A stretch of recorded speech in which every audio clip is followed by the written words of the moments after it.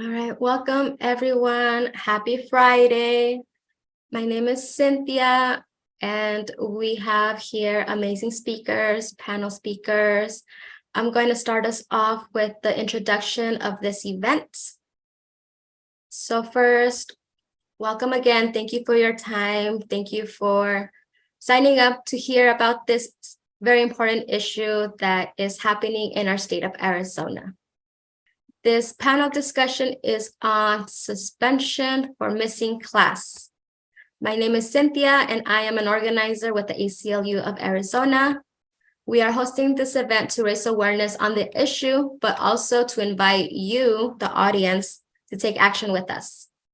We are joined by people that have direct experience with this issue and with allies in leadership, a school board member and a lawmaker. So thank you again, all the speakers and all the participants for being here today. We are starting off this event with an overview of the report that came out at the end of last year. And this report is why we are hosting this webinar. And after this overview from our friend Maria, we will hear from Representative Laura Tarek. And so I will introduce Maria first, and then I'll pass it over. Maria Poleta is an investigative reporter for Arizona Center for Investigative Reporting, focused on covering inequities in education. Prior to joining Arizona Center for Investigative Reporting, she covered state government and politics from the Arizona Republic and USA Today network, leading breaking and enterprise watchdog coverage of the Arizona Governor's Office, Attorney General's Office, and State Supreme Court. Poleta also has covered criminal justice reform, inequality issues, economic development, and city politics over the past decade, with bylines from Arizona to Mexico.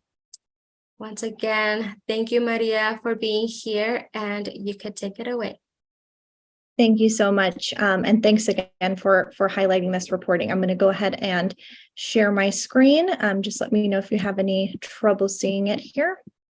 So I wanted to very quickly begin with some background on how this project, which was a collaboration, as you can see here, between the Arizona Center for Investigative Reporting and the Hechinger Report came about. During the pandemic, many of you probably saw that there had been quite a bit of coverage nationally on chronic absenteeism and the impact that that had on students when they were not present to learn.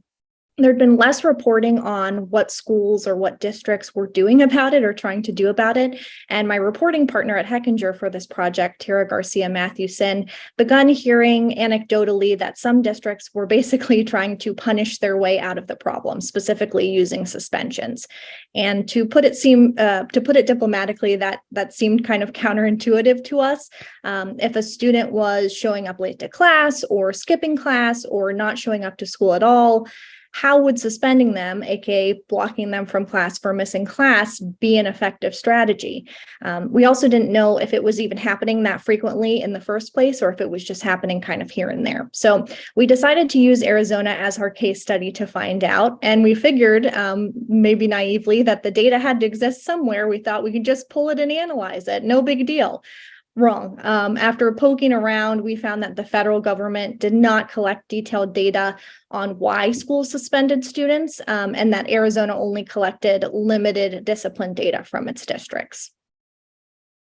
That meant it was impossible to see how widespread the practice of suspending students for attendance issues was, or how many school days kids were missing as a result. We also couldn't tell which types of attendance violations were being punished most often, and whether students from historically marginalized groups were overrepresented when it came to who was being punished for attendance violations. So at the start of last year, 2022, we submitted hundreds of records requests to district and charter systems all over the state, and we used their responses to create an original database of our own to start to try to answer some of those questions and ultimately some others. Now, not every school system responded under public records law, but we, after months of back and forth, were ultimately able to get data from 150 plus districts and charter networks in the state. They represented more than half of Arizona's 1.1 million public school students, 61%. So it did end up being quite a significant sampling. What we found and why we're here today was pretty striking. The majority of those districts had suspended students for attendance related violations, nearly 47,000 times over 5 school years. And again, keep in mind, the data that we had did not represent all school systems in Arizona, all students. So 47,000 is going to be an undercount there. That 47,000, though, was about 10% of all suspensions in the sample that we analyzed. Of those, 1 in 5 were out of school suspensions. We looked at both in and out of school suspensions. And overall, the attendance related suspensions that we were able to examine resulted in tens of thousands of additional missed days of school for the kids who were suspended for this. I think it's also important to note here that several administrators that our team talked to weren't even aware that schools within their districts were doing this, or weren't aware of how frequently it was happening until they spoke to a reporter. So for the next part of the project, the Hechinger Reports data analyst, Fazil Khan, went deeper, looking at 20 districts that had provided more detailed demographic data to us. And most of those districts were pretty large. So again, this represented a large number of students. His analysis revealed that Black and Latino students in particular, as well as Indigenous students, were overrepresented among the students punished every year in this way for attendance-related violations. That's something that over the course of reporting, experts told us could possibly constitute a civil rights violation. Now, last school year, just to take a quick look at this, Black students, and this is again for that 20 district sample, Black students made up 6% of enrollment, but received 15% of suspensions. Latino students made up 43% of enrollment, but were 68% of suspensions. And white students, meanwhile, made up 37% of enrollment, but received 23% of suspensions, showing that white students were underrepresented in this sample. For Indigenous students, we didn't have sufficient data for all 20 districts in this sample, but we did look at 12 that had enough data to assess Native American student representation. And in those districts, we saw that students, Indigenous students, sometimes accounted for double or even triple the share of suspensions that would be expected for them based on their share of enrollment. Now, the big question and the whole reason that we look at this type of thing, why does it matter? Most simply, suspending students for missing class doesn't address any of the underlying reasons contributing to a student's absences or their tardies. Because again, I want to highlight that the punishments, when we're looking at this, it was not just for students who didn't show up repeatedly, although it included them. It also included students who were tardy by a few minutes or absent for a single class. More specifically, missing just 2 days of school per month has been tied to lower reading proficiency in 3rd grade, lower math schools in middle school, and higher dropout rates in high school. And the impact researchers have found goes beyond high school, where suspensions have been linked to lower college enrollment rates and increased involvement with the criminal justice system. Experts said that suspending students who already are struggling with absences or tardies can lead to further disengagement and worsen the attendance problems that the discipline was meant to address in the first place. And again, just want to emphasize, because this came up over and over, that during a suspension, according to administrators who've made an effort to avoid the practice, educators, again, these national experts, it was really stressed that when students are suspended, they're not getting the support that they need to change the underlying bad habits. So if there may be, they have some transportation issues, if they are responsible for younger siblings, if they are being bullied at school, just suspending them is not addressing any of those issues. Suspensions can also contribute to several new problems, as we highlighted before. Now, what do students themselves think of the practice? I'm sure it's no surprise that no kid is going to say that they love being punished and it's a great idea. But more importantly, we saw that students did not report having their behavior changed by these suspensions. You can see some examples here. I know we're going to hear from some additional students shortly, but I did want to share a few examples. Speaking at length with students, Tara heard that they felt that educators were making assumptions about why they were late, that they were ultimately, being forced to miss more class time, that they were getting behind and not having much help. That they were maybe stereotyped based on who they hung out with, that there were sort of different thresholds for who would be punished this way and who would get a lesser punishment, that there were a lot of disparities there based on discretion from, not only district to district, but school to school, and administrator or teacher to administrator or teacher. Finally, I wanted to emphasize that our state is not alone in suspending for attendance violations. When we look at the national picture here, it's one of 30 states that have broad power to employ the practice. The tide is starting to change, though.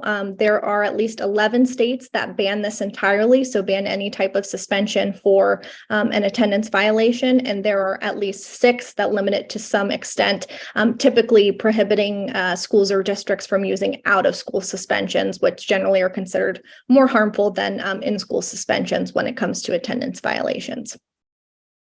I could, of course, talk about this all day. We spent a year looking at it, but I want to make sure that we have time to hear from everybody who's directly been involved in this, parents, students, policymakers. But I would encourage you to visit this link here, azcir.org/education suspended, where you can see quite a bit more of our reporting on this topic, the methodology of how we did it, what we looked at, what we found, what specific educators on both sides of this issue said, what more students said, and you can also feel free to contact either of us. Contact info is here if you have any questions, or if, for example, you want to hear more about what your specific district did or what their data showed, assuming that they were one of the school systems that provided data. I'm always happy to pull that out and share that. So feel free to reach out to us and to learn more at this link. Thanks so much. I appreciate it. I wanted to let the audience know that we have the Q&A feature. You should find it at the bottom of the Zoom window. I will be monitoring the questions that come in, and so we will be asking folks as you ask. You could either address them to Maria, or they could be a general question, and we can make sure to find time at the end to answer. So the first question, the only question I want to ask Maria before we move with our lawmaker, I wanted to ask, did you find any schools, anything about work being done that addresses this issue in our state? Sure. So for the third part of this series, we specifically looked at that and talked to educators throughout the state or administrators who were making an effort to either change this practice or had, for several years tried to avoid it. And they all pretty much described sort of a two-pronged approach when it came to avoiding this. The first focused on making a school, an environment where students wanted to be, so engaging them. And the second part involved treating absenteeism as a problem to solve rather than as a behavior to punish. So kind of what we were talking about earlier with underlying barriers and addressing those. So the specific solutions ranged quite a bit depending on the school. There were instances where districts worked with community partners that provided alarm clocks for kids who were having a hard time getting to school on time. There were principals who described specifically going to pick up a student in person or, calling and texting kids that seemed disengaged or weren't showing up to encourage them to do so. There was at least one district that had an on-site health clinic. So if students were missing school because of health issues, they were able to do that on site. There were extracurricular engagement things, mariachi, a pozole day that was really popular. So again, it mostly came back to that mix of trying to keep students engaged and also providing personalized support to address, whatever issue they were maybe experiencing. Thank you, Maria. That was a good overview. I think it set the tone of what this webinar is about. We have Representative Laura Tarek with us. She is an American politician, teacher, community organizer, and a Democratic member of the Arizona House of Representatives elected to represent District 4 in 2022. Can you start us off by mentioning policy bills that were hurtful for students that were being heard this year? Yeah, well, hello, and I'm recovering from a bit of laryngitis, so I hope you can still hear me okay. But I'd like to highlight a couple of different bills that we've seen. But before I get into that, I wanted to kind of piggyback on what Maria mentioned with that report. I read that report over the holiday, and as a former educator myself, I was very alarmed by that. And so I actually dropped a bill, HB 2748, to address this very issue and make Arizona one of those states that disallows this practice. Because I know that when students are missing school, it's largely, 9.5 times out of 10, it's out of their control, and there's something else that's going on. And I think that schools should be a place where we're looking to support students and especially support them with wraparound services. So what you mentioned about, the health clinic or, after school programs, things like that, those can all really, reduce absenteeism and promote the ideas that schools are community hubs. They're places of support. They're places where students and their families can turn to for support and help if needed. So that bill passed the House Education Committee 6-3 and unfortunately didn't advance any further than that. But it's an issue, the bill that I had 4 Republican co-sponsors on it, and it's something I plan to continue working on next year. So I hope that that's something that we can address in the future. As far as some of the bills that we've seen that are harmful to students this year, there are 3 specifically that I wanted to highlight. SB 1000, SB 1040, those are both discriminatory anti-trans pieces of legislation, and then HB 2460, which is an absenteeism bill. So I'll start with the absenteeism bill and then move into the others. So 2460 is reversing a law that was passed a number of years ago, just a few years ago, actually, that would make it harder to suspend students in grades K through 4. So what this bill does is it allows those suspensions as long as they're only 2 days, but they're not capped. I mean, I believe there's a total cap at 10 days, but essentially you could still be stacking those, 2, and then the students could be back for a day and then another 2. And, when we were discussing this in committee, something that kept coming up over and over again was, well, what if you have a student who's, flipping tables and throwing chairs? Well, I had that exact thing happen in my kindergarten classroom. And what I would say about that is when we're seeing students, when we're seeing young students, we're talking about really young kids here, when they're displaying those types of behaviors, that is a child in crisis. That is a child who needs our support and who needs intervention and understanding, and just sending them the message that you're not welcome in school, go home, we're not going to deal with this, I believe absolutely sends them the wrong message. And the data is very clear that any time out of school is detrimental to students' long-term academic success. High school graduation rates go down. That's all very concerning. And that's not to say that there aren't or shouldn't be consequences for these types of behaviors. It just simply means that, being removed from the classroom or being removed from school isn't it. There are other ways that we can seek to address this. And it dovetails into some of the larger issues that we see in our public education system right now, which is a real significant lack of school counselors and school psychologists. So oftentimes a school district is sharing maybe one school psychologist or a counselor is shared between a number of sites. And, again, that's just something that I think we should look at addressing with the student themselves and looking at what's going on behind that behavior. Because with the student in my classroom, when I had that happen, it was scary, it was frightening. We had to evacuate the room. That does disrupt other children's learning. But I knew what was going on with that child at home, and there were some really significant things happening. And I wanted school to be a place of safety and support for that child. So that bill is currently making its way through the Senate. It had broad bipartisan support on both the House side and the Senate side as well. Excuse me. So we'll see what happens there. Then we have a couple of discriminatory anti-trans pieces of legislation that dictate what pronouns a student is to be called at school and where they're allowed to go to the bathroom. And just to set the scene for these bills, Governor Hobbs has been very clear that she will veto pieces of legislation like this. We know that they are headed for a veto. So to see them move through the legislature and to see us spend time debating bills like this when we could be focused on how we can support our public education system and how we can reduce absenteeism, all those good things, is very frustrating. And it makes me concerned about the message that we're sending to our LGBTQ and trans youth about what their state government thinks of them and how their state government is supporting them, which is not at all. They're working to make their lives harder. And I find that very, very, very disturbing on a personal level and on a wider level. I just don't believe that that is the role of state government to make our students' lives harder.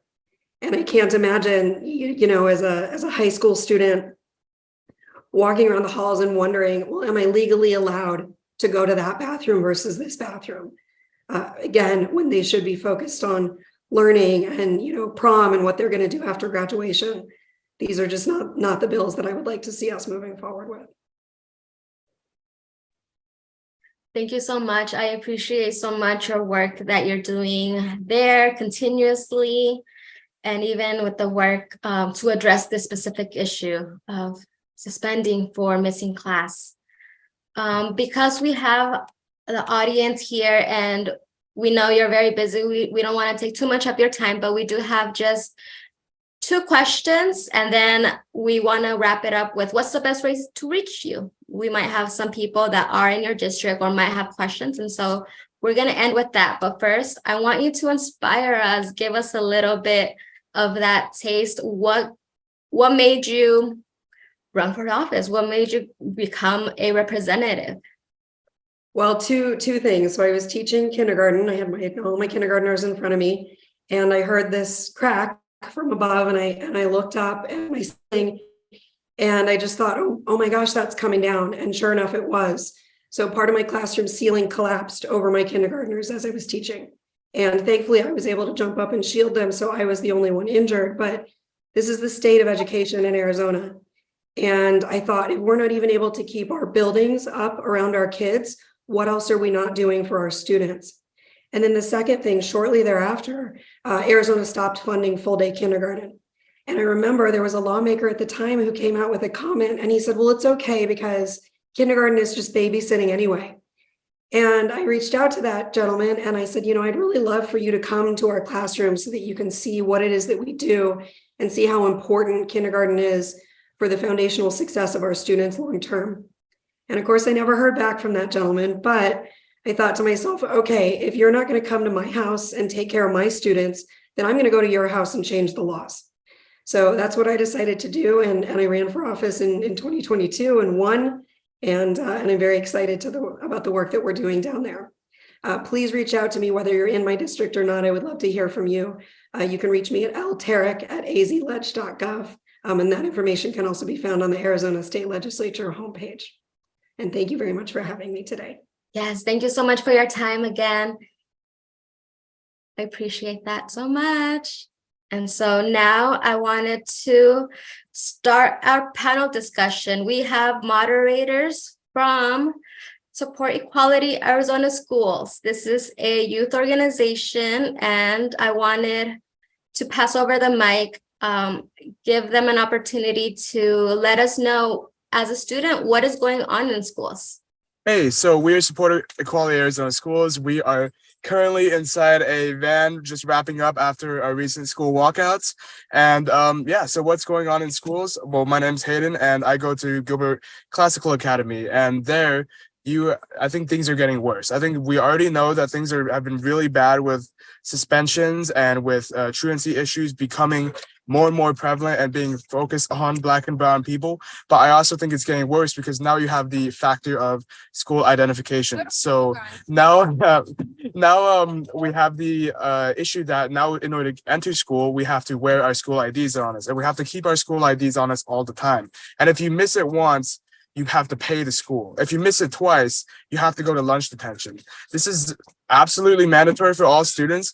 And as you could clearly tell, it is very harsh and it is clearly biased towards certain students over other students. These ID policies are not just limited to my school, they're limited across they're across my district, and they're being implemented on an increasing amount across the nation. So ID policies have been a big issue for us. They've been increasing detentions, suspensions, which have led to all of those impacts that we've been talking about this whole time. Yeah, this is kind of like a beautiful segue because Representative Tarek just talked about the prevalence of anti-trans and anti-LGBTQ bills in our like legislative floors right now. And that is like one of the reasons that we walked out today. We literally like just did a walkout here at Desert Vista High School, like literally like 10 minutes ago. Yeah. So we're like in like a cardboard car. We're like, Yeah, this place is full of cardboard. It's really fun. It's actually so interesting that we're doing something on truancy right now because our students, when we walked out today, they were threatened with counting unexcused absences. And in this morning, like my mom called me out of school, which is the generally accepted policy, I believe, for leaving school. And then the staff intercepted me in the parking lot and they asked me where my parent was. And I told them that my mom called me out and they were like, our systems are down. And then they escorted me back to class. And it was very jarring. I've never had that happen to me before. The staff also told me that if I told them the truth, because they thought I was skipping class, they would like not give me a referral. And then I told them the truth. I offered to show them like my messages with my mom where like I told her that where she told me that she signed me out, and they were like no, and then they said they were going to give me a referral. So on Monday I'm getting a referral. Yay. Recent developments and new things are happening all the time. Oh yeah. Students are having an interesting time in schools.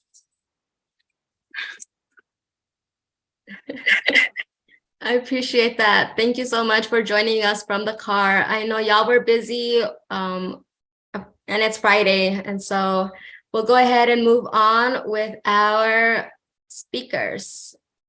Are y'all okay if I introduce?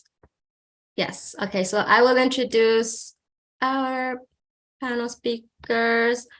I wanted to first say that we invited these speakers. They're not just speakers, they're friends. To share their personal experience with this issue. We have Kara, who is a parent and an organizer with the ACLU of Arizona. And we have Audie and Jaden, who are students and also involved with Puente Youth. Audie and Jaden were at a school board meeting last night that went super late. And so they are also showing up to places where their voices are being heard and are in front of people that their job is to listen to them. And I do want to mention that all of our friends' experience has been super recent, like it's happening right now, or it happened within the last couple months. And if you have any questions, please use the Q&A feature on the bottom of this screen. Hello, my name is Jaden, and I go by they, them pronouns as well. Did you want me to start off talking about what my experiences were? Yes, go ahead. Okay, so starting off in high school, I started developing a lot of medical issues. I was in and out of the hospital constantly, and I was constantly in the doctor's office because I was sick. So I ended up missing a lot of school. So in turn, I decided to get an IEP. And within my IEP, I was supposed to get regular trips to nurses. I was supposed to get access to counselors whenever I needed, and I was supposed to get extensions on homework and alternative assignments, and as well excused absences for medical reasons. Of course, my IEP was not respected, and instead I was constantly berated by staff and like my teachers and admin. over my constant absences and my constant tardiness. Despite me always calling in advance, telling them I'm going to be late because I'm sick in the mornings, or telling them I have an appointment. And half the time they didn't even file my absences as unexcused absences, and it counted just as regular absences. And whenever I tried to fix it, they were just like, well, what can we do? Yeah, and it was very embarrassing, going through like class and just being like berated by my teachers all the time, constantly being called lazy in front of everyone else. It was really embarrassing because I just really wanted to learn. And despite like all the absences I had, I managed to like excel in my schoolwork. I managed to like continue maintaining like constant A's and B's in my schoolwork, but instead, so it really showed that I understood the curriculum and I was really participating in the work. But because they wouldn't like respect my IEP and they wouldn't give me like the schoolwork that I needed, I was failed from class, from all my classes. Eventually the school decided I was too much to like accommodate for, and it was too difficult for them to maintain for me, which was a little bit weird considering that they weren't even maintaining them at all or respecting it at all. So instead I was essentially kicked out of school. I did decide to go to another school for a short while, but it was kind of a similar story where, my IEP was not respected. And I was constantly berated, and, they made me feel like I was too sick to go to school, that I couldn't succeed. And it was very devastating for my self-confidence for a good while because, I'm very eager to learn and I'm very eager to like continue my education. But overall, I was not given the opportunity, and instead I was pushed out by the school. Thank you, Jaden, for sharing. Adi, do you mind going? Hi, my name is Audie. And just recently, sorry, my roof is being worked on right now, if you can hear it. But just recently in September, I actually lost my boyfriend to suicide, and I was on the phone with him when it happened, and I emailed my teachers. I was attending 2 schools at the time, and I emailed all teachers from both schools and letting them know what happened. And was just kind of like giving them updates on it. And only one teacher out of, I think, 4 or 5 responded. The rest ignored my email. And so I missed school. It happened on a Thursday, and so I missed school for the rest of the week. And then a week after he died, I had a meeting with my second school, Peoria Flex Academy, and they were kind of like, I know what happened, but you need to come back to school. You can't miss so many days. And my mom and I barely talked, but my mom was like, this is the situation. It's probably not going to happen for a while. And so we settled on an agreement to where any days that I missed, it would be an excused absence because they were aware of my situation, and they would tell my other school, Raymond S. Kellis, about it.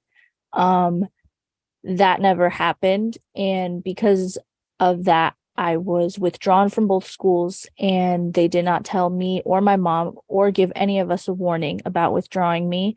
And when I showed up to school one day, it was at Raymond S. Kellis. They pulled me out of class, wouldn't let me go get my stuff, and made me sit in the office and wait for my mom to get to the school. And it took like 2 hours that I was just sitting there because my mom, she works for PUSD in the transportation department. And it's been like really hectic lately. So it was really hard for her to get down. But when I was waiting there, my counselor and the vice principal questioned me and were really angry at me for missing school. And they kind of said that like, oh, we know what happened, but like, that's not an excuse. You need a valid absence. And eventually when my mom did get to the school, she got into a really big argument with them and said there was a meeting that happened we were all on the same page. What is happening? And they said that, oh, we did not get that information at all whatsoever. And then my mom basically told them what happened. And they told her, oh, we didn't know that was the situation. I apologize. If we knew, then we would have handled this better. But that is also not true, because my junior year, I knew a kid, his brother passed away from suicide, and they only gave him 3 days to miss school, and then he had to come back. And so after that meeting with Kellis, we went to go meet at PFA again, and they said that because I wasn't making an effort to come to school every day, that they had to withdraw me, even though we made an agreement for me doing online courses there. And so my mom was really pissed off, and she tried to get me an IEP for them to follow, and they said no, because they already made accommodations there. And the accommodations in question were like a little therapy room, and that's it. And they told my mom, well, if Audie wants to talk to somebody, they can talk to the behavioral like therapist that they offered at the school. And that person there, his name is Val Barrett. He used to be the principal at my elementary school, and we had problems with him a lot, and he did absolutely nothing. So my mom explained that to them, and they were like, oh, well, there's nothing really we can do, and an IEP wouldn't work because we already give accommodations. So eventually my mom and we both just gave up. And I am still not enrolled in school currently, and I'm just going to get my GED, because no matter what, like every single school that I have attended, the staff just don't care. And this whole situation that happened with my boyfriend passing away, it was a lot to carry. And it just made me feel even worse about the situation, because I was constantly having to explain myself and what happened, just for staff to say, oh, sorry to hear about that. There's nothing we can do. You have to come back. I don't really care. And then also not a lot of the staff not having empathy as well. Only like one teacher really helped me through all of that. And it was just really embarrassing too. Anytime I would try to make an effort to school, because word got out what happened and everyone knew, and it made me feel really alienated. And then also staff having to constantly pull me out and then say, no, you can't go back. You need to explain why you haven't been to class. And so the last year, like September through December, it was really, really difficult. And then also it was very triggering also having meetings with schools and explaining what happened, and basically just having to retell it over and over again. But yeah, that's pretty much what I experienced. Thank you for sharing, Audie. And I'll pass it over to Kara, who is a parent and organizer with us. Hey y'all, my name is Kara Jansen, and I go by she, her pronouns. Like Cynthia said, I'm the Smart Justice Organizer here at the ACLU of Arizona. I am also a parent of 3 teenagers. My youngest actually just turned 13, which is very crazy to say. So 13, 14, and 16. I have a little bit of a history. My kids were with their dad and their stepmom for a good many years. I was incarcerated due to substance abuse issues. When I came home, they had been through many traumas and were having a hard time in school. I swear, my daughter, when I came home, was in 7th grade. And I mean, I got a call every day, either from her school or the middle school where my boys were at. My youngest does pretty well. He's he adapts pretty well. He does get bullied a lot because he's a little bit bigger. My middle son, however, we did get an IEP for. So back in 2019, we started the process. It takes a while.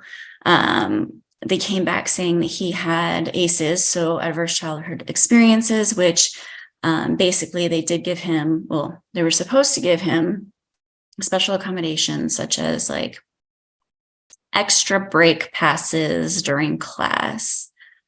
He has a tendency to call attention to himself when he's bored. And, you know, teachers don't like that. So they kick him out of class. He ends up at the front office, staying there all day, doing nothing. That was in grade school. So now he's in high school. So he's missed, the first semester, he missed many, many days. Second semester, we went back, tried to start fresh with a new semester. He was doing a lot better at getting classes and not being as much of a disruption. But he was still getting singled out because the SRO already knew him from the semester before, as well as the teachers that he had. So he already had like an X on his back, if you will. And like Audie said, just taking him out of class and each time he switches schools and this reoccurring of them calling me that something's happening, then I need to come in and then having to explain again what the history is, and that, you know, it's a trigger for myself having to talk about my history and why the kids are having such, so many struggles right now. They're criminalizing him for not going to class. Like you all said, it's not effective to suspend someone, not let them come to class when they're already not going to class. They obviously need some sort of other support. And, I know COVID and doing everything virtually kind of slowed everything down, but it clearly slowed everything down. So kicking kids out of school is clearly not the answer to these issues. And another issue for me personally is the school to prison pipeline. They already have cops in schools. They're already handcuffing kids. You see it on the news, like 5-year-old getting handcuffed at school. That's ridiculous. That's traumatic. Being an adult and being handcuffed in public is traumatic. I can't imagine being a child, trusting adults to protect you, and they put you in handcuffs. My daughter, my 16-year-old daughter, had the same issues. I was constantly getting calls from her teachers and principals about her, smoking in the bathroom with the rest of the kids, and now they're kicking her out of school. And what does that do either? Like, obviously these kids are, finding ways to do these things, and that's what's going to happen. We need education is the problem. And the problem is that some people in our state are afraid to educate. A lot of these bad bills come from fear of challenging the status quo, and doing things differently, and accepting everybody, no matter the color of their skin, their status, their sexual orientation. None of it should matter. Everybody should feel comfortable to learn when and where they are comfortable learning. Just like any other addict or person needing help, a homeless person, you have to go to them where they're at. That's the only way to make change. You can't expect people to come in when they're already having a hard time coming in. You have to go to them. So over my experiences, I love to hear from the students. I hate to hear what you're going through. I understand the trauma, and I applaud you for being brave and coming on here and sharing your stories. It takes a lot. So thank you so much. And I think that's all I have right now. Yes, thank you, Kara. Thank you, Jaden. Thank you, Audie. Starting with the first speaker, who we heard. So, how do you wish that the school had handled this awful experience? So with my IEP, I was actually supposed to have regular meetings with my teachers. Typically only one teacher showed up because it was not, mandatory. So one way I wish that they would have handled this is, made it mandatory for them to like communicate with me. And, because I tried very hard to communicate with my teachers in classrooms, but they wouldn't really listen. And when I told them I had these meetings available to like kind of talk about it, instead they were just kind of like, whatever, it's not really a big deal. And I believe I forgot to mention this before, but I was also, because of my absences, they were pushing to either take legal action on me or and criminalize me. So of course, I wish that they did not do that. I wish that instead they showed me the support that I deserved and, not threatened to arrest me or arrest my mother or sue us, which were all different options that they were saying to us. I really think that if if the school respected students' IEPs and gave them the accommodations that they deserved, I wish the school really stood up for me instead of casting me aside and pushing me out. Thank you. Yeah. I have a friend who has an IEP and they've experienced similar issues, and it's really awful to hear that this is something that's happening across a lot of our schools. And I'm really sorry you had that experience. Yeah. All right. To the next speaker after that, the same question. How do you wish your schools had handled this issue? I wish that there was a lot more communication on their end, and that they actually stuck to their word, with the meetings that we had, where they said that my absences would be excused and that it wouldn't affect me or my grades in any way. And I also wish that a lot of the staff had more empathy, because before all of this happened, I was already kind of viewed as a bad student in their eye, mainly because I I started problems to them, but the problems in question were anytime I was mistreated, I wouldn't just sit back and let it happen. And also with my mom working for the district, she wouldn't let it happen. And so I wish that a lot of the staff were more empathetic and actually talked to me, asked me how I was doing, and with the situation that happened. And I forgot to mention this also, but they actually locked me out of my student email, so I could not communicate with anybody or try to get any assignments or anything like that. So it was really difficult. And I also wish that they didn't do that, because they sat there and told my mom, oh, I'm not doing any of the work. I'm not even attempting, when I couldn't do anything at all whatsoever because I couldn't have access to it because they took away my student email from me. But I also wish that I mainly just wish that they kept their word with how it wouldn't affect me at all whatsoever.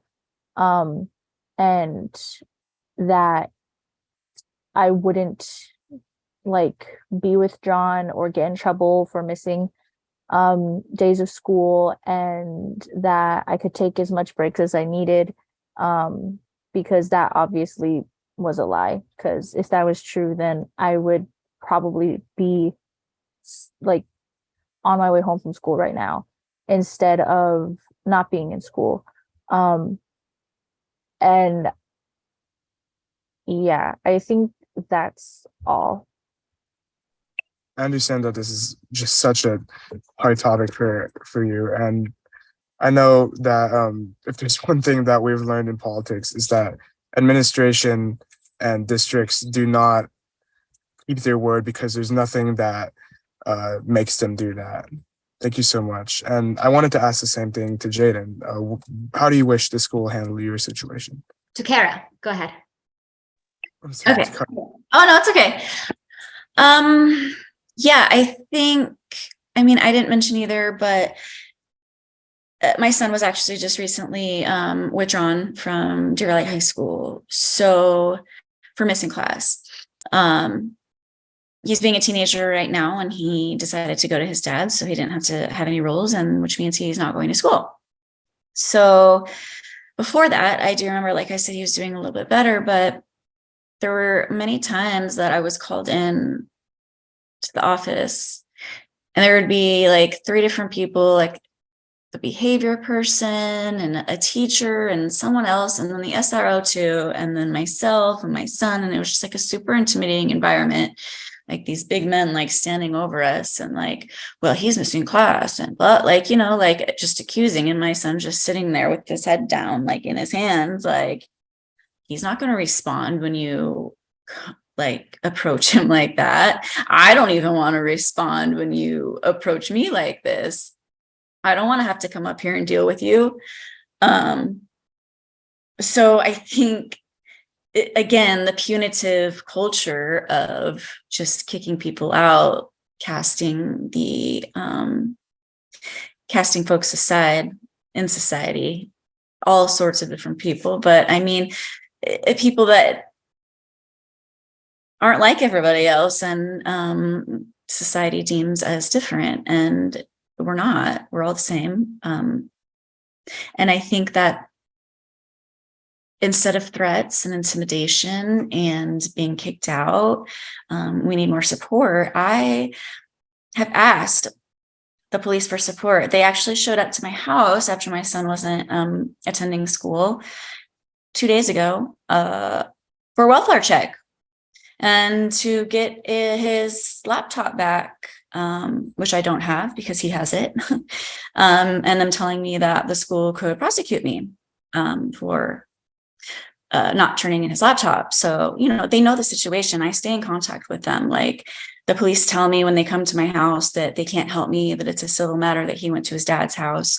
Yet you're coming to my house for a welfare check and you won't go check on him at his dad's. So it's just so confusing to me, and it doesn't make any sense. Like when I really need help, you can't tell me you can't help me, but like you're criminalizing kids who need help. So the system just doesn't make sense. And, you know, I went to a Catholic grade school from kindergarten to 8th grade, private Catholic grade school. And I mean, the differences between private schools and public schools that I see now is just crazy, but that's a whole different topic for another day. That's all I have to say. I'm sorry, but Sorry. yeah, and I'd like to get a little bit into that topic. I want to ask Jaden, and I'm sorry I'm just so like fumbled up with everything that we've been doing today. I wanted to ask you, what do you think the solution would be in your situation? What do you think needs to change? I would say, I would say, honestly, if I had someone that would advocate for me, or if I had someone that like I could talk to about this, like within the district or something like that, to really tell them like, hey, I'm having issues with my IEP and I don't feel respected, like it's being respected in my school. What can I do? Whether that's someone that's in the district or someone outside of the district that would advocate for me, I think that would have helped me a lot. I understand that like isn't really a solution for everyone, but you know, also having like teacher involvement, I feel like even though like I was like, I guess like, well, even though I was being harassed at schools, I did have a couple teachers that would like constantly be like, hey, like what's going on? And you know, would want to check in on me.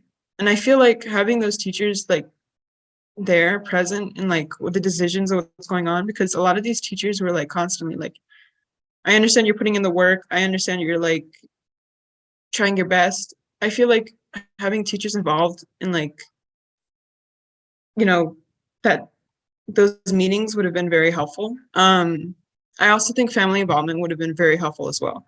I pretty much had to go through these meetings alone. And because my mother, she is more of a Spanish speaker than English speaker, they did not really want to include her in these meetings. And it was very difficult because I felt like I couldn't stand up for myself. I needed someone there with me as well. Because, you know, being like 13 and 14 and like going through these situations is very hard. It's very hard for you to stand up for yourself at that age, and needing, like, you know, you need your parents there or something like that. I feel like it was also difficult because, you know, like they didn't want to like really accommodate for her either because she was bilingual or have bilingual services for her. So I feel like a lot of these meetings were very hard, and they introduced it to me as like a choice, quote unquote, of if I could leave the school or not. But instead, like I was in the hospital, and what ended up happening was, I was in the hospital, and they just told my mom, nope, instead of, you know, the agreement that it was supposed to be my choice if I leave the school or not. It's I honestly, it's like, it's ridiculous that they do these things, that they have you in a room as a minor, you know, sitting across from administration and all of that. I imagine it's incredibly intimidating. And I mean, that needs to change. And I 100% can see where you're coming from. I wanted to also ask the same question, Audie. What do you think the solution is in your situation? I feel like having my teachers check up on me. Like I said, only one really did. The rest kind of just didn't talk to me at all whatsoever. And then also just being offered the extra help and having them also accept an IEP. Because Peoria Flex Academy, they do make accommodations for students, but the students in question that they make accommodations for is like troubled students. So they're still very strict on it, and the accommodations are pretty much just like being treated like a human being at school. And so when they just told my mom, no, we're not making an IEP, we're not going to accept it, that was really, really difficult because it just felt like maybe that would be a solution or a tiny little thing that would help through all of this and make it less harder for me. And then I also wish that I just had someone to talk to overall in general, that kind of like knows more about the topic, because obviously like suicide in general is a very heavy topic, and not everyone has experienced that type of loss, and I hope not everyone experiences that type of loss, because it's really messed up, and extremely lonely. And because of how lonely it is, and also I was already struggling mentally beforehand really badly, it made me feel even worse. And knowing that I had nobody to talk to and nobody would talk to me was even harder for me. And the ones that did talk to me, they were just walking on eggshells and refused to acknowledge the elephant in the room. And it made me feel bad about myself, because I felt as if, okay, they want me and expect me to be doing okay, so why can't I just like suck it up? So I really wish that they at least had somebody there that can talk to students about those type of topics, not even if it's just like suicide in general, but just grief in general, and then also have them make those accommodations either with or without an IEP, and then also accept an IEP. instead of just throwing it back in our face and saying, no, we're not going to do this. And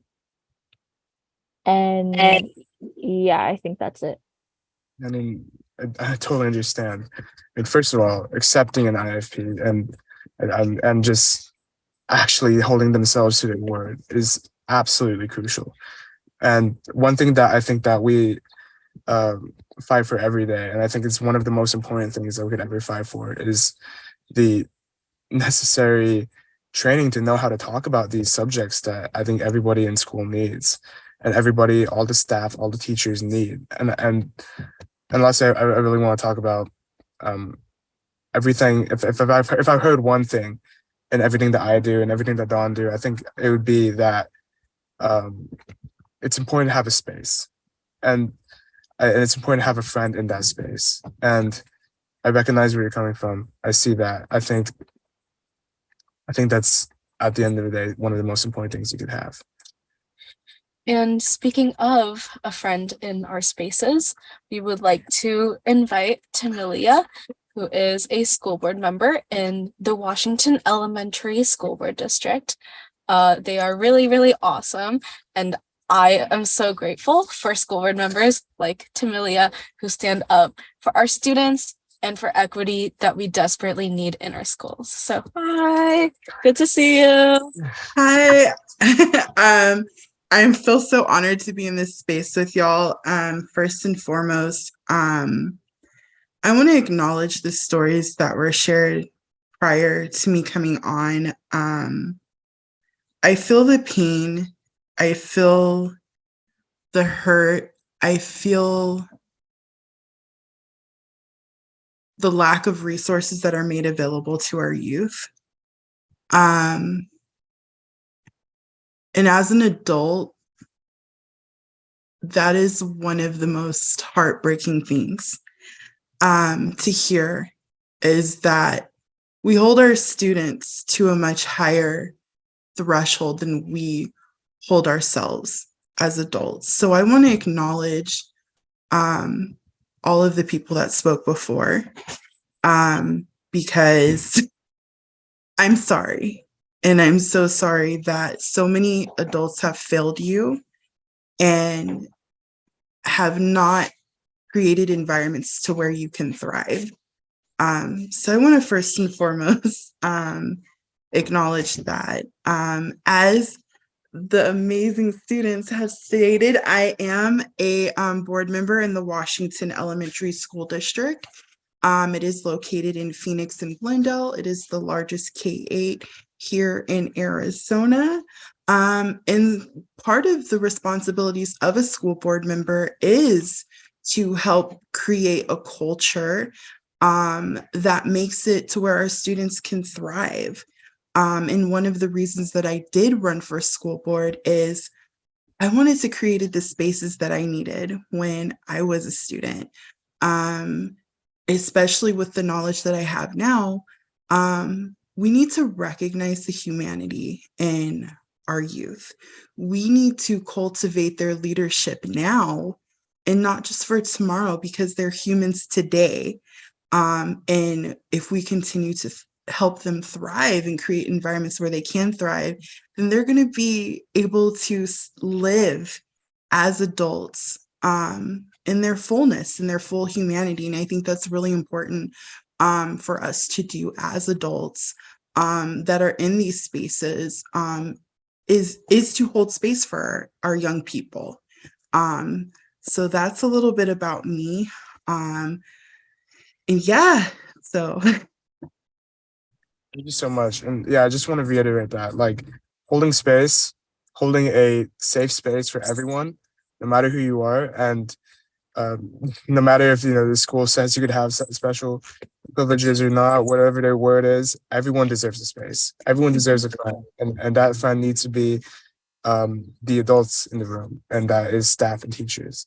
I wanted to ask you, and we wanted to ask you a couple questions, if that's okay. Yeah. And actually, like, quick add-on, like a quick plug for ACLU / creative interventions. I think we did a talk on power with or power over. And I think that a lot of our conventional school systems are built on power over. How can the administration control students so that they behave in the way that they want them to behave? And we know that empirically that doesn't work. So I love that we're emphasizing power with, which like emphasizes community and the unique needs of all of our students. So just like on that note, what do you think that some of the solutions should be? Well, I think as an adult, I think this would be a great time for us to sit in community with our students and with our young people. Listening to the speakers before, I think first and foremost, we need to change our culture and the way that we view our students. And I think honestly, we need to start holding space at a much younger age than we typically as a society try to. We try to be very reactive, and that we wait until our students are in high school to talk about things like civic engagement, to talk about mental health, to talk about bodily anatomy. And we don't hold space for our students to really vocalize what their needs are. I'm a mother myself, you know, and one of the things that I've done as a parent is I've made sure that my child is a part of the conversations and not just brought in once the decisions have been made for him. So I think first and foremost, we need to really recognize the humanity of our students and recognize that, especially since COVID, our youth are facing a lot of the same issues as adults are. It's been exacerbated. You know, we had our schools shut down for a couple of years. We were not able to engage with each other in the way that we were used to prior. And that has impacted people's mental health, especially our students. Watching my own child, students were watching their families get sick, losing multiple family members in a short amount of time, and to expect for them to bounce back and come back into schools and just be okay is absurd. My child, when he was in 5th grade, watched his classmates taking care of their younger siblings, had his teacher who was dealing with multiple deaths within a month time frame, while trying to teach at the same time. They have been exposed to so much, and they recognize the social issues that are happening outside of school. We can't pretend that these are not affecting our youth. So I think we need to really give more credit to the issues and stop minimizing what our young people are going through. And I think when our young people start to see that they're actually being listened to and that space is being held for them, then they will start to feel that sense of purpose, that value of being in school, of knowing that they're going to be cared for. And I think that's one of the places we just need to start. We need to actually listen to our young people. Thank you. I mean, the idea of space and the idea of, and as Don brought up, conversations with, I think that's stuck with me. I think that's really important when we talk about that. I kind of wanted to ask you a little bit more about that actually. And I wanted to ask you, when you make your decisions, I know you're a member of school board, who do you hold space with? Who do you consult with to make your decisions? Yeah, I'm gonna be honest with y'all. One of my biggest people I go to when I have to make a decision is my 12-year-old. He is in school now. I haven't been in school in decades. Like, you know, I don't know what's up. Like, it's a completely different ball game from when I was in school. But when I do have decisions that I need to make, I do run it by him. And I do ask him questions. I ask him, what does he see in the school that he's in? What are things that would be impactful? And honestly, if I'm fucking up and just not making the right decision, honestly, you know what I mean? I'll tell you one thing that really did sit with me, especially since we're talking about missing school, is in our family, we hold space for mental health days. So like our child knows that if he is just having a day and he can't like, do the things, then you know what? We're going to take a day and we're just going to relax and we're going to do those things. One of the things my child did mention, and I actually did bring up in a school board meeting, was that he loves that he gets mental health days held for him. But at the same time, he's almost hesitant to take them because when he comes back, he's like, what's the point of a mental health day if I come back having to make up more work in addition to all of the work that is being done? And I was like, you know what? I never thought about that. I was like, because when I was a kid, if I missed a day, I wasn't doing nothing that I missed that day. Like genuinely, I was that kid. But it really made me think about when our kids are missing school, whether it's for chronic illness, whether it's because their families didn't have the money for gas because everything is so expensive now, right? Are we burdening not only them, but also our teachers by expecting them to do all of the work that they've missed and making it to where it's like, well, you know what, what's the point of really going if I'm going to have this huge load that's going to weigh on me even more? And especially with COVID has created a new wave of people that are experiencing chronic illness in a way that, at least in my lifetime, we've never seen. And so we do have kids that are missing school because they're sick, their families are sick. And when you couple that with having a huge load of work to have to do when you're returning back to school, what is the incentive to come back? It's going to be more of a burden. So I think we need, like I said, we need to hold space for humanity. But one of my biggest people that I go to, besides my community partners, is my child.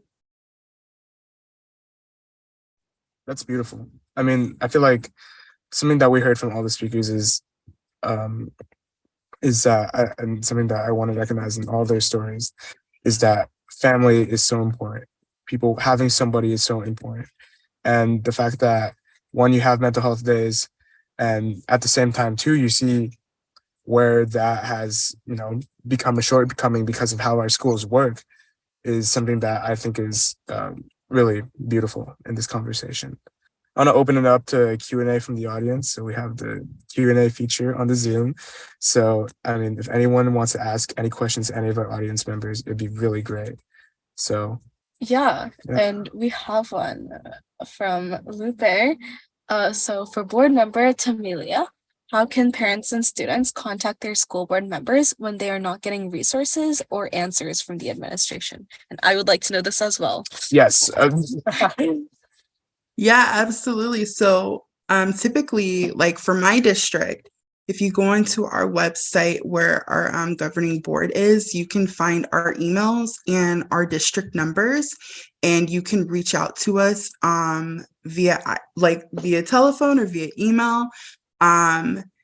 There are some times that we can't necessarily go into details, but we can definitely direct you in the way that you can receive those resources.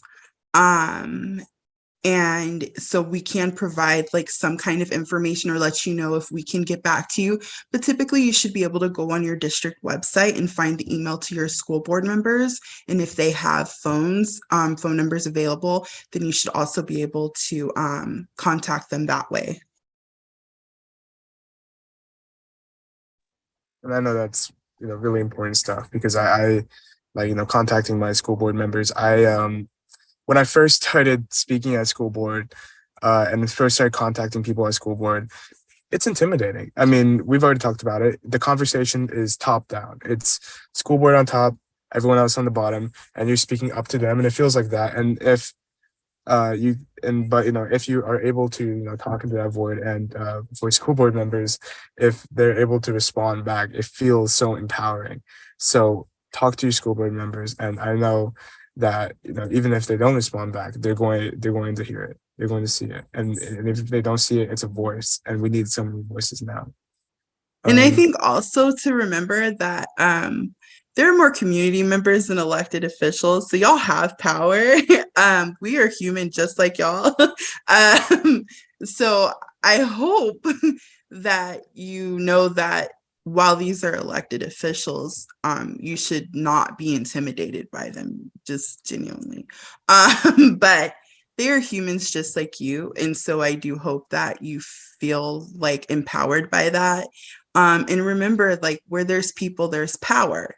And so there's so many community members, and we care about our communities so much.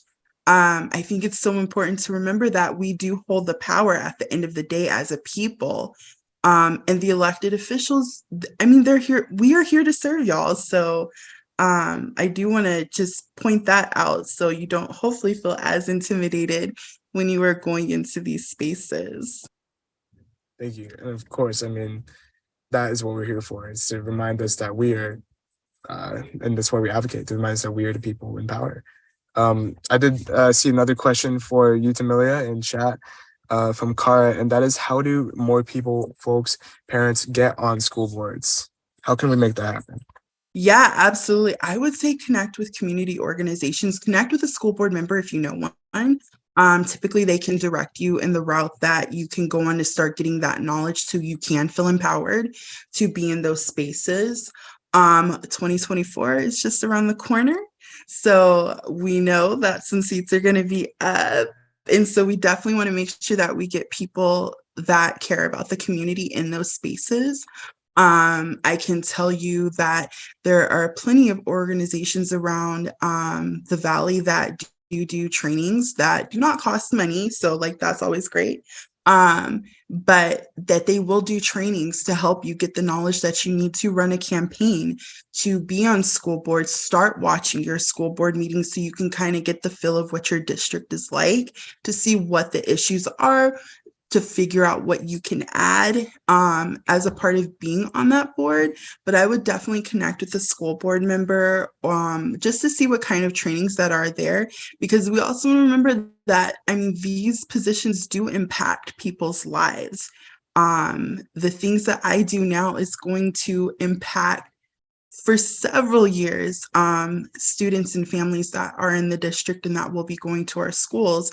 And so I don't take that lightly. And I think people in our community who do really want to do like that work, it is so important to not only get the knowledge before you go in, but to continue to learn and continue to get that knowledge even afterwards. So like I said, just connect with the school board member and see what kind of resources are available to help you like go on that path, and just really have that discussion of what that means to be a school board member.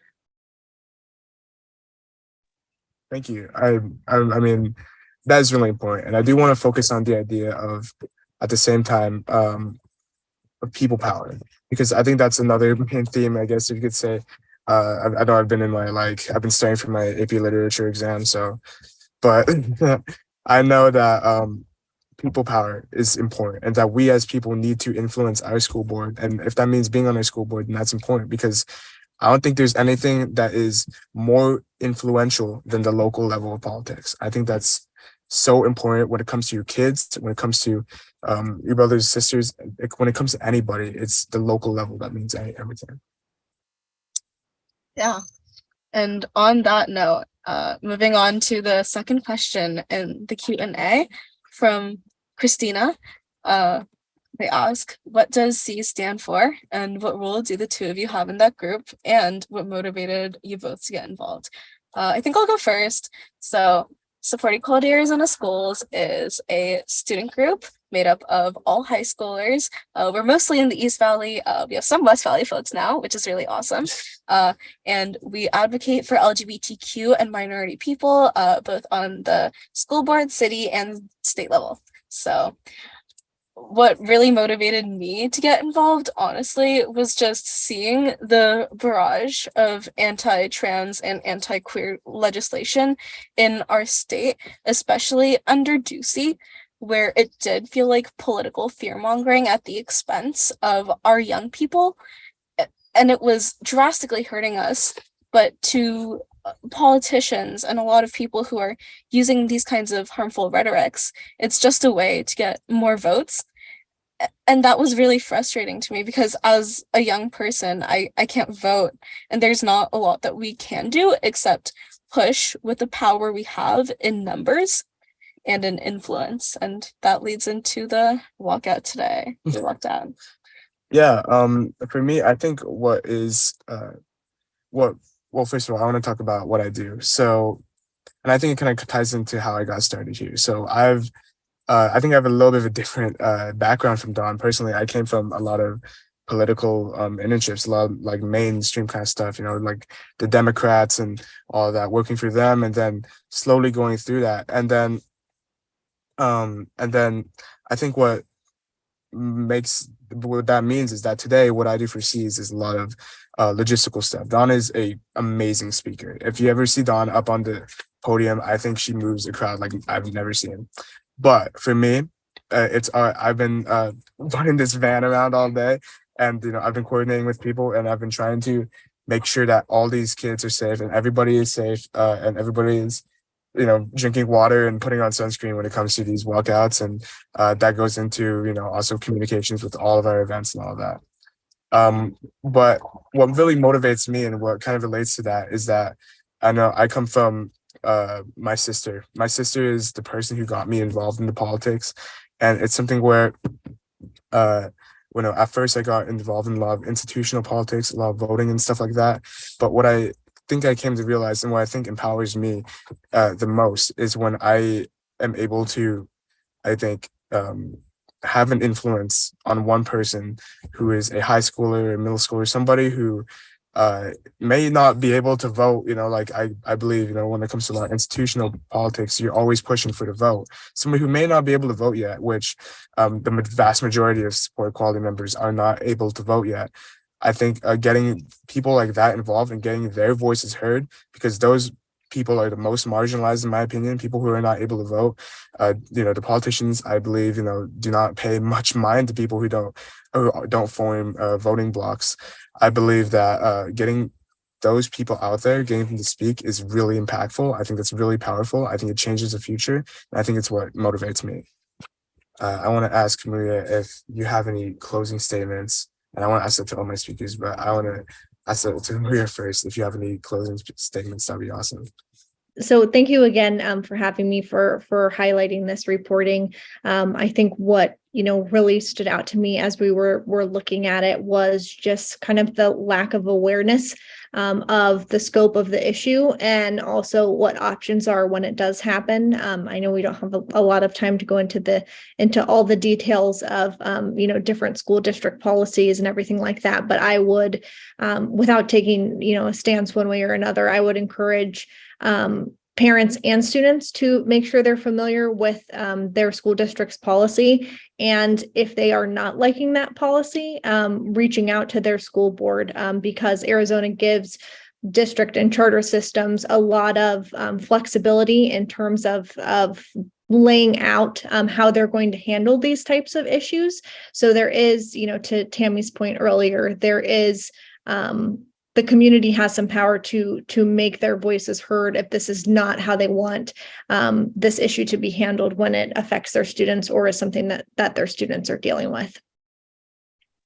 Thank you. And let me tell you, I cannot appreciate more your reporting personally, and your report on these school absences. I feel like a lot of times when you go to a school board meeting and you talk about school absences, funding, things that are the boring side of politics, I think it's great to realize and to quantify that means something to every student. Every time they talk about an ID policy, no one wants to sit and watch that video, and no one wants to sit into that school board meeting. But it's crucial that now that people are getting suspended for it, and now people are getting to lunch detentions for it, it's real for all of us. And I really appreciate your reporting on that.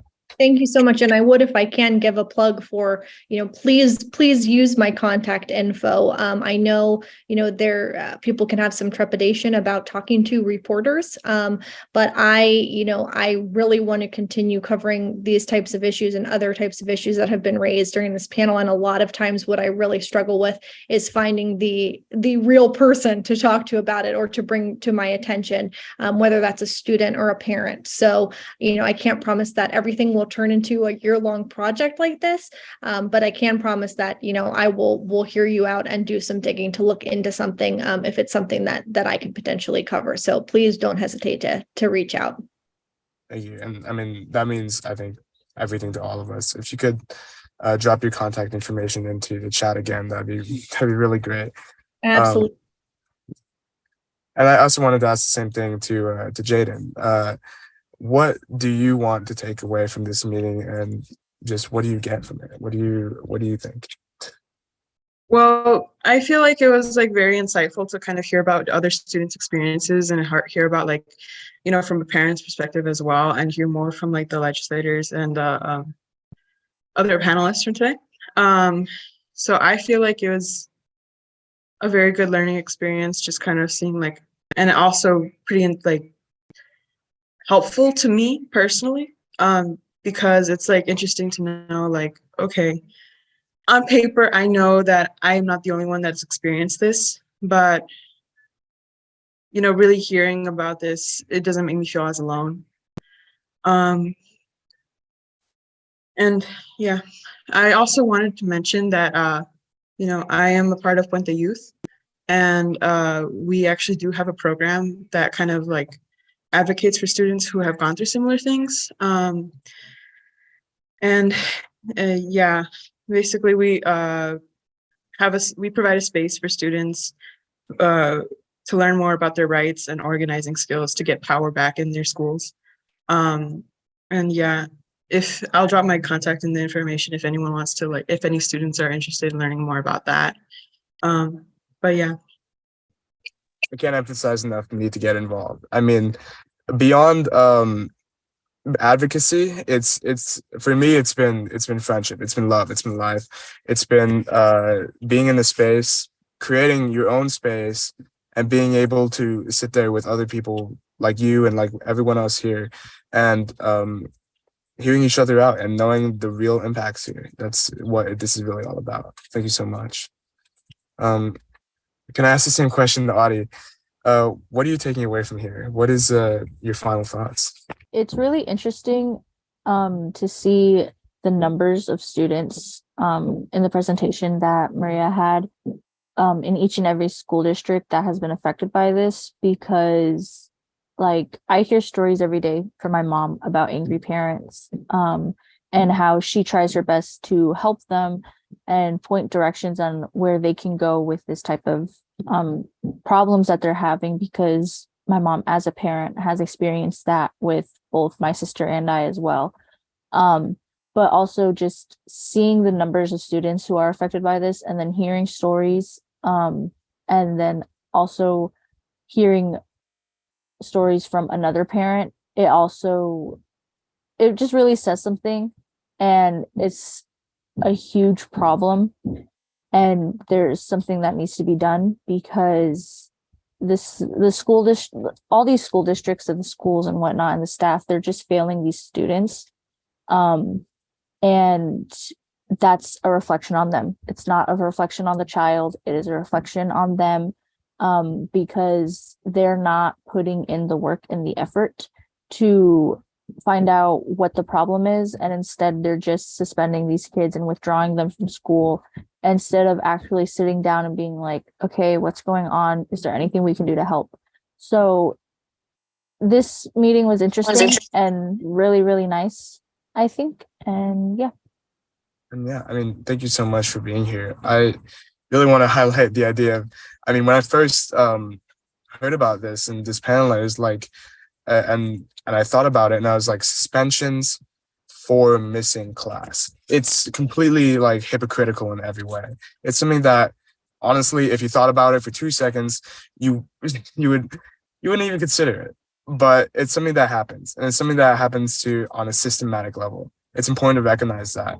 It's important to recognize that we could all, try to do something about it. And if not, be that friend for that person who needs it, which is something that I think everyone who has experienced this needs that friend. So of course you all have a contacts down there. It's wonderful. Thank you. I wanted to again ask that same question to Kara and say, what have you taken away from here, and what are your concluding thoughts? Thanks for asking. Well, I'm taking away that I'm so proud of y'all for the work that you're doing, being so young and brave. I didn't know about any of this stuff when I was your age. So I'm very, very, very proud of y'all. I also want to say that as a parent, who has myself experienced criminalization, this doesn't help. It makes us feel more alienated. It makes us want to isolate more. And we need solutions, and we need not only support for the kids, but for the parents as well. This has to be a collective effort, not only between, the board, but the teachers and the parents and the students. The more support that the students feel, the better that they're. And I think too, something important that's worked for me personally is a lot of like peer mentoring. I think I love that y'all have your group, and that's peer mentoring, a pure example of it. And I think that's what we need more of. And I think y'all sharing your voices will show other folks that it is super important. And like you said, that's all you have right now, because you can't vote. I can't vote either. So I feel you. I'm out there talking all the time to people about the issues and what we can hopefully do to change things. So thank you all so much for sharing your stories. I'm going to put a plug in too for the ACLU of Arizona. We train folks to tell their stories. We are up at the legislature talking to lawmakers. We are out canvassing, knocking on doors. We do a lot of different things in the community. We have cool events. So I'm putting our next coming events this month in the chat with registration links, and I'd love to see y'all there. Yeah, it's really important to do these things, especially because, we can't vote. And it's something that we need to use our voices to the best of our ability. It's the boring part of politics, is what I heard it described as one time, and I really agree with. It's that we need to, share information. We need to get out there, tell our stories. And even if it isn't something as clear as some guy getting elected, it's something that is in ourselves. It's something that's in the space around us. It's about making a change in our spaces. It's about being the friend that everyone needs in these situations. It's about being the person who demonstrates that we've all been through this, and that we're all in this together. This is a collective experience. That's what we're all here for. And I think it's really important that both you are doing that we are all here, and that we could all share this space. Thank you so much. And last time, promise, I want to ask the same question. Tamilia, what are your final thoughts? What is your concluding statement? Yeah, once again, I just want to thank y'all for like all the leadership you do. And I also want to do a shameless plug for your organization, because I know y'all are doing a banned book drive. So if you don't know, now you know. And so make sure you go and hit them up on their social medias to get them banned books for our community. So shout out to y'all and all the great work y'all are doing in that. I think the last thoughts I just want to send off is pay attention to your school board meetings. There are so many things that slip under the radar that happen in those meetings that do greatly impact how our youth are able to navigate through life.